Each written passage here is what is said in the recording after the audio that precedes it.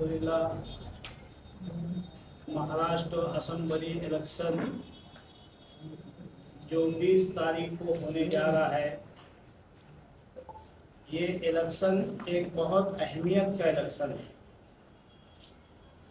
मालेगांव शहर में हमारे कई उम्मीदवार जो मैदान में हैं,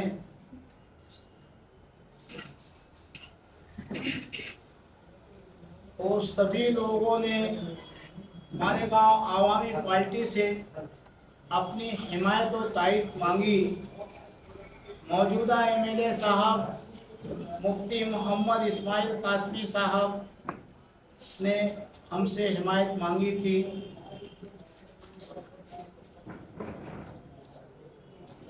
महाविकास अघाड़ी के कैंडिडेट एजाज बेग साहब ने हिमायत मांगी थी।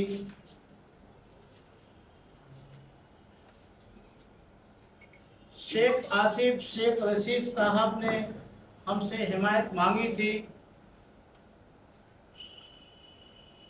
समाजवादी से शान हिंद साहिबा ने हमसे हिमायत और तायद मांगी थी। इसी तरीके से आज़ाद उम्मीदवार सभी लोगों ने, कलीम अब्दुल्ला वगैरह सब ने हमसे हिमायत मांगी। हम आवामी पार्टी की तरफ से उन तमाम हिमायत मांगने वालों का शुक्रिया अदा करते हैं कि उन्होंने मालेगांव आवामी पार्टी को इस काबिल समझा। जिस दिन से हिमायत का सिलसिला शुरू हुआ, हम मालेगांव शहर के अंदर ऐसे लोगों से मुलाकात कर रहे थे जो घराना वोट देता है सिर्फ वो इस नियत से, इस मकसद से कि शहर की विकास और शहर की तरक्की, शहर की आवाम को बुनियादी सहूलियात उसे मिलनी चाहिए। उस बेस पे वो चुपचाप अपनी वोट देते हैं और अपने घरों को चले जाते हैं। हम शहर भर की छोटी बड़ी तंजीमें, वो तंजीमें जो किसी सियासी लीडर की फेवर नहीं लेती, किसी की हिमायत और तायद जल्दी नहीं करती, हम उनसे मिल करके राय ले रहे थे कि हमें किसकी हिमायत करना चाहिए। तो हमारे सामने बार बार एक ही बात आ रही थी कि जिन लोगों को आजमा लिया गया है उन्हें ना आजमाया जाए। अब शहर में किसी नए को मौका दिया जाए ताकि शहर तरक्की की तरफ जाए। मालेगांव आवामी पार्टी के कोर कमेटी के तमाम जिम्मेदारान मशवरा करके एक राय से ये तय किए कि समाजवादी पार्टी की जो उम्मीदवार है शान हिंद साहिबा, इन्हें हिमायत और तायद दी जाए। उसकी वजह ये थी कि समाजवादी के जो एमएलए अबू हासिम आजमी साहब गवंडी से है, महाराष्ट्र के अक़लियतों के ऊपर जहाँ भी जुल्म होता है, ज़्यादती होती है, ख़ास तौर से मालेगांव शहर के लिए अगर जो कोई मसाइल होता है तो अकेले दबंगदान आवाज़ उठाने वाले अबू हासिम आजमी साहब होते हैं। उन्होंने हमको 2-2, 3-3 दफ़ा कॉल किया कि भाई आप हमारी उम्मीदवार को हिमायत कीजिए ताकि मुझे ताकत मिल सके और मैं मालेगांव शहर के मसाइल को हल करवा सकूं। और सच्चाई भी यही है कि जिस वक्त शहर के सैजिंग के मसाइल हो या दीगर मसाइल हो, शहर का कोई भी मसला हो, फिरका वाराना मसला हो, तो हमारे शहर के एमएलए साहब ने तो आवाज़ नहीं उठाई। आप मीडिया गवाह है कि उस जगह पे खड़े रह के अबू हासिम आजमी साहब ने आवाज़ उठाई। उस बेस पे मालेगांव आवामी पार्टी कई शराइत के साथ आवाम ने जो हमें राय दी, सारी आवाम की बातें हमारे लग लिखी हुई है कि क्या करना चाहिए हमें। दूसरे, हम लोगों ने जो 12 शराइत रखे, हर लीडर को हमने ये शराइत दी थी कि इस पे जो काम करेगा हम उस पे हिमायत करेंगे। तो शान हिंद साहिबा ने हमारी तमाम शर्तों को माना है कि भाई अगर जो मैं चुन के आती हूँ तो शहर के लिए आपने जो डिमांड किया है, इन सारे डिमांड पे हम काम करेंगे। इसलिए मालेगांव आवामी पार्टी इन्हें आज हिमायत और तायद दे देगी। कौन कौन से डिमांड है? कुछ बड़ी डिमांड जो वो कुछ बड़ी बता दें। आप बोले सवाल बिस्मिल्लाहिर्रहमानिर्रहीम। मालेगांव शहर जो 100% माइनॉरिटी का शहर है, इसे ज़िला बनाया जाए। मालेगांव शहर में भोली भाली मासूम आवाम को गैर कानूनी ज़मीनों की खरीद और फरोख्त का कारोबार रद्द किया जाए। आने वाला एमएलए मालेगांव म्यूनसिपल कॉरपोरेशन को हिदायत करके शहर की 80% टैक्स अदा करने वाली आवाम को तमाम बुनियादी सहूलियात फराहम किए, क्योंकि बस्ती में सड़क, गटर, लाइट, शजरकारी, टॉयलेट, ये तमाम चीज़ें महानगर पालिका की जिम्मेदारी है। इसलिए एमएलए साहब अपने फंड को ज़ाय ना करें। एमएलए अपने फंड को उसी मद में इस्तेमाल करें जिसमें उसका इस्तेमाल करना सही है, जायज़ है। दिल्ली में जिस तर्ज पर प्राइमरी स्कूलों को डेवलप किया गया, इसी तर्ज पर इसी तरह मालेगांव के मासूम और गरीब बच्चों के लिए प्राइमरी स्कूलों का इंतज़ाम किया जाए। शहर में हो रहे तमाम तामीरी कामों को 15 दिन पहले से इस काम की एस्टीमेट कॉपी का बोर्ड लगाया जाए, ताकि शहरियान को पता चले कि उनके दिए हुए टैक्स से किस क्वालिटी का काम हो रहा है। आप जीत कर आते ही हेल्थ डिपार्टमेंट के अंदर फौरन दुरुस्ती की जाए, ताकि मरीजों के लिए हर किस्म की ज़रूरियात और सहूलियात फराहम किया जा सके। बिजली कंपनी की मनमानी और गुंडागर्दी पर फौरन काबू पाया जाए।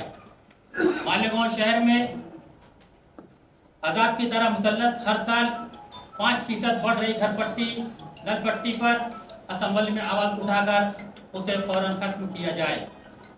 मालेगांव शहर में हो रहे आगरा रोड पर फ्लाईओवर ब्रिज का काम और बस स्टैंड से दरेगांव तक रोड के काम की इंक्वायरी बिठाई जाए, ताकि बदगुमानी करने वालों को जेल की सलाखों के पीछे डाला जा सके।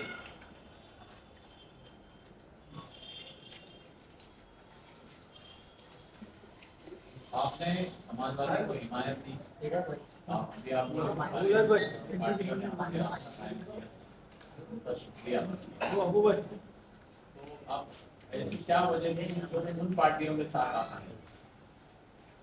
तो देखिए, आप तमाम मीडिया बखूबी जानती है कि रिजवान बैटरी वाला जिस प्लेटफॉर्म पे ले रहा है वो आवाम के मसाइल और शहर के विकास के लिए लड़ता है।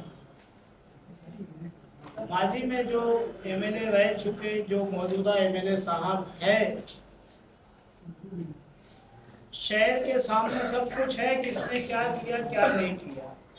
2007 से लेके आज तक हमारे मौजूदा एमएलए साहब कई टाइम महानगर पालिका में इनके महापुरुष बैठ चुके हैं और 2 टर्म में एमएलए रह चुके हैं, लेकिन एक 10 मिनट की बारिश, 15 मिनट की बारिश में शहर की आवाम मौत मांगने लगती है, ये भी किसी से छुपा नहीं है। ये सारी वजहत है।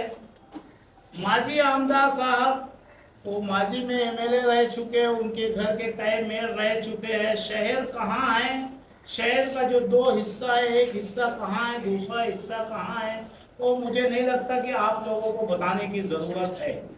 शान हिंद एक ऐसी उम्मीदवार है, एक ऐसी लेडी है जो हर वक्त बदगुमानी के खिलाफ, भ्रष्टाचारियों के खिलाफ आवाज़ उठाती है। और अबू हाशिम आज़मी साहब तो एक आइडियल है, सबके सामने है। मालेगांव शहर की आवाम ने तो उन्हें चुन के नहीं भेजा है, लेकिन नुमाइंदगी वो मालेगांव शहर की करते हैं। तो हमें बेहतर लगा कि समाजवादी को हिमायत करना चाहिए, ताकि महाराष्ट्र में अबू हाशिम का हाथ मजबूत हो सके। हफ्ता 15 दिन से आप मुसलसल रोज के रास्ते में करते रहे तो ठीक होता रहा। पिछले असेंबली में आपने उम्मीदवारी की, कितनी वोट आपको मिली? आप ही बता दीजिए, क्या फायदा मिलेगा इनको? आप ही बता दीजिए। आप उम्मीदवार देना। नहीं, आप बता दीजिए ना मुझे कितनी वोट मिली थी। मैं भूल गया हूँ, जगह से याद दिला दो मुझे। अंदाज से बोल। अंदाज से बोल दो। मैं शान हिंद को 1 वोट इंशाल्लाह दिला सकता हूँ, और उस 1 वोट से वो कामयाब होगी, अल्लाह ने चाहा। जीत और हार अल्लाह के हाथ में। देखिए फैसला आपने लिया हिमायत इनको देने का, 1 महीने पहले ले लेते थे ये फैसला तो और उनको ताकत मिल जाती। इतना देर क्यों कर दी? इलेक्शन काफी करीब है। इलेक्शन तो 5 दिन में होता है आसिफ साहब, इलेक्शन 5 दिन में होता है, उसकी आप फिक्र मत करिए। घोड़ा मैदान सामने है, अभी सब आप लोगों के सामने आ जाएगा। सामने देखो, एक मिनट क्या हो रहा है?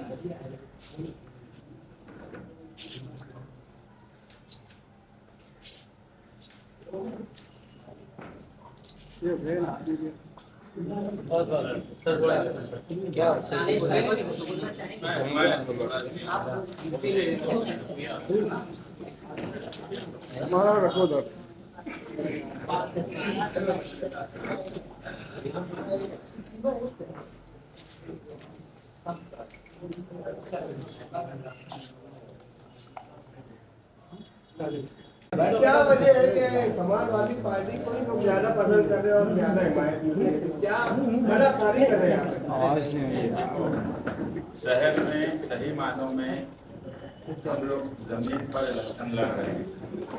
बार बार बोल रहा हूँ, पक्का एरिया और कच्चा एरिया दोनों तरफ जो है लोग तब्दीली चाहते हैं।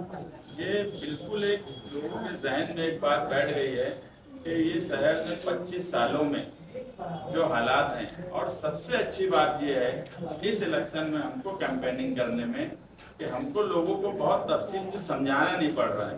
क्योंकि कभी कभी ऐसा होता है कि काम काज होता है तो हम उसमें कोई नुक्स निकालते हैं, कुछ बोलते हैं ये ऐसा है वैसा है, तफसील से समझाते हैं। मगर जब लोग खुली आंखों से हालात देख लेते हैं तो उन्हें समझाना नहीं पड़ता। इसीलिए लोग तब्दीली की तरफ जाना चाहते हैं, और तब्दीली के नाम पर जो है शहर को एक ऐसा नुमाइंदा चाहिए जो पढ़ा लिखा हो, जिसे मराठी आती हो, जिसे एडमिनिस्ट्रेशन का काम समझता हो, जो फिरका परस्तों से लड़ सकता हो, जो शहर में डेवलपमेंट और उसके ताल्लुक से एक नई सोच के साथ आ सकता है। ऐसा नुमाइंदा शहर को चाहिए। इसलिए लोग बड़ी तादाद में समाजवादी की हिमायत कर रहे हैं।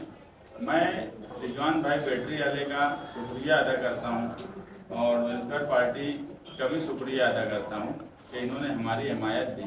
और सियासत और मैथमेटिक्स ये दो एक अलग अलग उसूल है।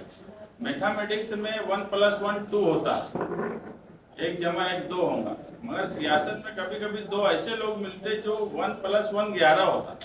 और वैसे ही रिजवान भाई बैटरी डालने और मैं इन सियासत में 1 + 1 11 है, 2 नहीं है। तो जो सियासत का आंकड़ा है वो मैथमेटिक्स के तौर पर नहीं देखा जा सकता कि किसको कितनी वोट मिली, किसको कब कितनी वोट मिली।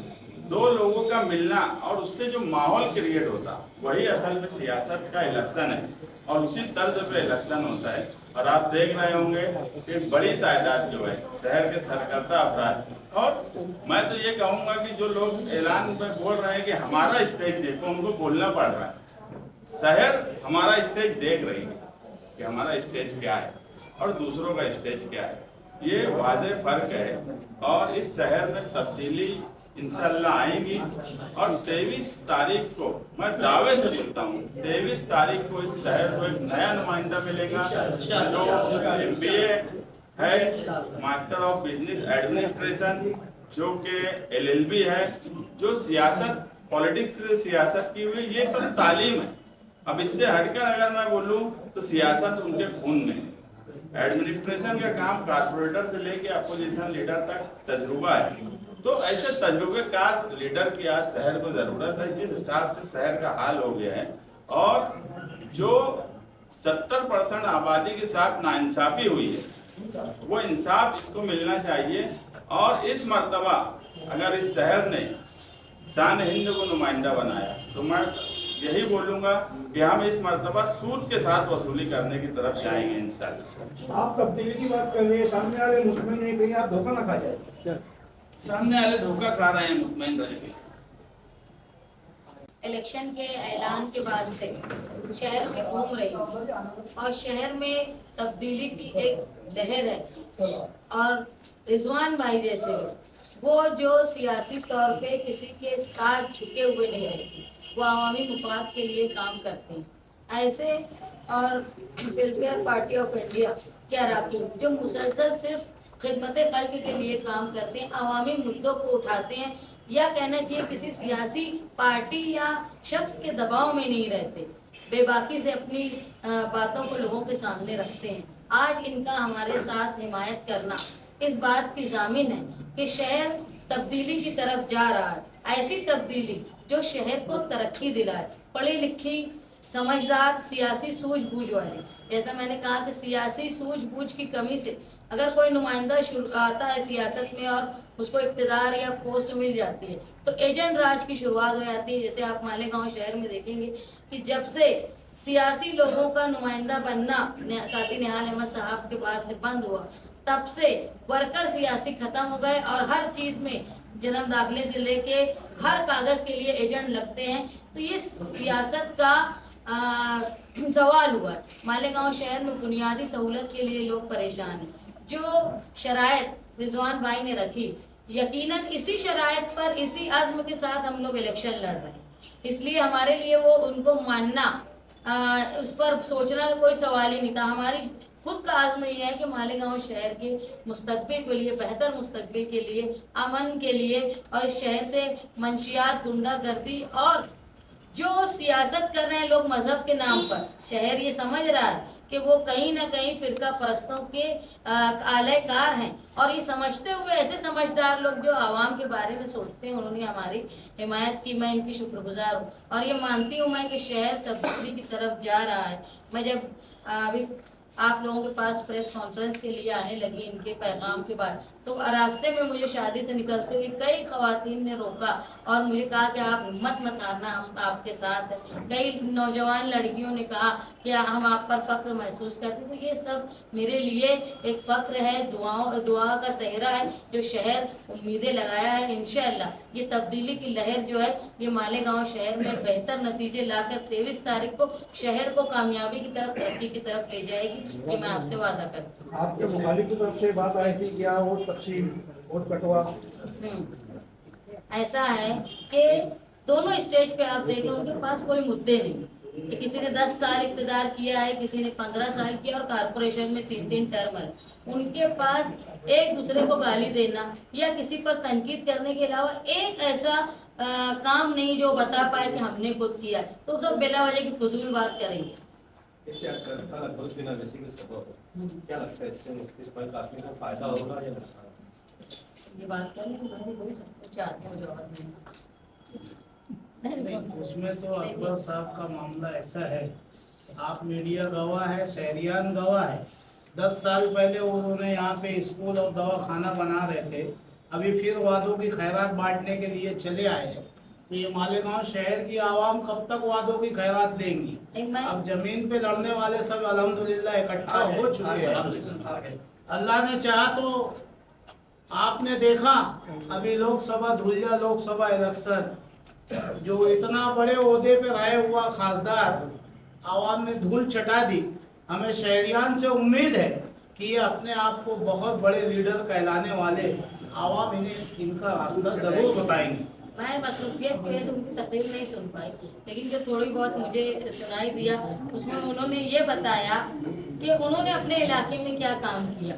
जो लोगों के ज़रिए मैंने थोड़ा सुना समझा, वो ये नहीं बता पाए कि उनके नुमाइंदे ने मालेगांव शहर में क्या काम किया। इसलिए मुझे लगता है कि जो आज नुमाइंदे यहाँ थे उनके लिए फिक्र की बात है कि उन्होंने कोई ऐसा काम नहीं किया जो लीडर उनके लिए वोट भी मांग सके। उन्होंने तेलंगाना की बात बताई, मालेगांव की कोई बात ही नहीं की। आप बता रहे हैं तो मैं यही बता रही, कोई काम ऐसा उन्होंने नहीं किया कि उनके लिए वो वोट मांगने की भी हिम्मत कर पाए। और हम लोग ये पूरी उम्मीद से है, और ये शहर देख रहा है, चाहे कच्चे इलाके में लोग ख़वातीन, मर्द, नौजवान मिलते हैं तो वो बोलते हैं हम आपके साथ हैं। पक्के इलाकों में बड़ी तादाद में लोग घरों में बुलाकर बोलते। तो इलेक्शन जो हम हैं वो पक्के इलाकों में भी लड़ रहे हैं, कच्चे इलाकों में भी लड़ रहे हैं। और मेरे मुखालिफिन को आप देखेंगे तो कोई पक्के इलाकों में हमसे लड़ रहा है तो कोई कच्चे इलाकों में हमसे लड़ रहा है, लेकिन दोनों कोई पक्के इलाके में है तो कोई कच्चे इलाके में, हम ही हैं जो दोनों तरफ इलेक्शन लड़ रहे हैं। कल जो है रजा चौक पर जो जलसा है वहाँ हम दस्तूर का प्रिम्बल बड़ा लगाकर वो जलसा लेने आए हैं। क्योंकि कोई ये कहता है कि कटोगे तो बटोगे, मगर समाजवादी का नारा है कि जुड़ेंगे तो जीतेंगे। और शान हिंद जो है ये इंडिया अलायंस की उम्मीदवार है। मैं आपको फिर एक बार बता दूं, इंडिया अलायंस महाविकास आघाड़ी की उम्मीदवार शान हिंद है। इंडिया अलायंस की तमाम ही पार्टियां कल तक बहुत से लोगों ने हमको हिमायत दे दी है, बकिया भी उम्मीद जो पार्टियां हैं वो भी हमको हिमायत देने वाली है। और कल जो रजत चौक का जलसा होने वाला है वो इंडिया अलायंस की तमाम ही पार्टियों के झंडे के साथ होने वाला है और वहाँ दस्तूर का प्रिम्बल लगाएंगे। और हम यही चाहते हैं कि मजहब के नाम से किसी भी जमहूरी मुल्क में सियासत नहीं होना चाहिए। और योगी और अकबरुद्दीन जैसे लोगों की बात कभी सेकुलर आदमी नहीं सुनता। और मालेगांव शहर कभी मजहबी शहर नहीं, मजहबी शहर रहा है, मजहब के ऊपर बहुत अमल करता है, मगर शिद्दत पसंदी मालेगांव शहर में नहीं है। और इसीलिए हम दस्तूर को हाथ में लेकर कल दस्तूर का प्रिम्बल लगाकर रजत चौक में इंडिया अलायंस का एक शानदार जलसा करने वाले हैं। आपके बोलने के हिसाब से इन मुकामी कांग्रेस उनको छोड़ मैंने इंडिया अलायंस की पार्टियां अब आओ ना, कल झंडा देखो ना किसका किसका लगा है। तो कल रखो, अब आज ही पूछ देंगे। के साथ साथ एजाज शाहीन सर उनका इस्तेमाल वेलफेयर पार्टी ऑफ इंडिया इनके रिजवान भैया इसी रहने दो, आप बताना हमारे सबको लेने के पूरे दिख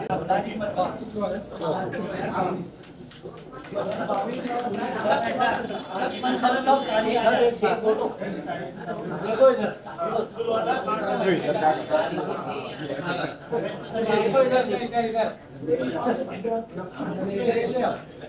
अच्छा